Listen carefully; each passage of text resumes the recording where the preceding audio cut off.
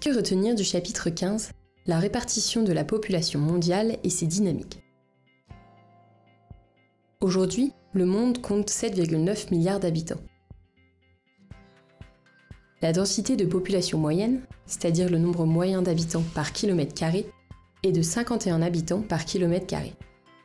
Mais il ne s'agit que d'une moyenne. On note de nombreuses disparités de peuplement à différentes échelles. En effet, la répartition de la population est inégale à l'échelle de la planète, mais aussi à l'échelle d'un pays ou d'une région. À l'échelle mondiale, on distingue 3 principaux foyers de peuplement, c'est-à-dire 3 régions qui concentrent une population importante. L'Asie de l'Est, l'Asie du Sud et l'Europe. A contrario, il existe des déserts humains, c'est-à-dire des espaces où la densité de population est très faible, voire nulle. On peut ainsi citer la Sibérie, le Sahara ou l'Amazonie.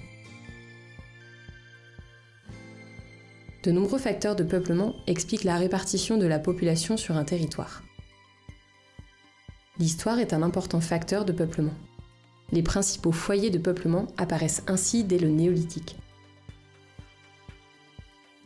Les contraintes physiques, relief et climat, ont aussi une influence sur le peuplement. Les espaces de haute montagne sont ainsi souvent des déserts humains. La répartition de la population mondiale n'est toutefois pas fixe, elle évolue. De nombreuses migrations ont lieu entre les différentes parties du monde à toutes les échelles. Les processus d'urbanisation et de littoralisation, c'est-à-dire la concentration du peuplement et des activités en ville et sur les littoraux, sont aujourd'hui les 2 dynamiques de peuplement majeures.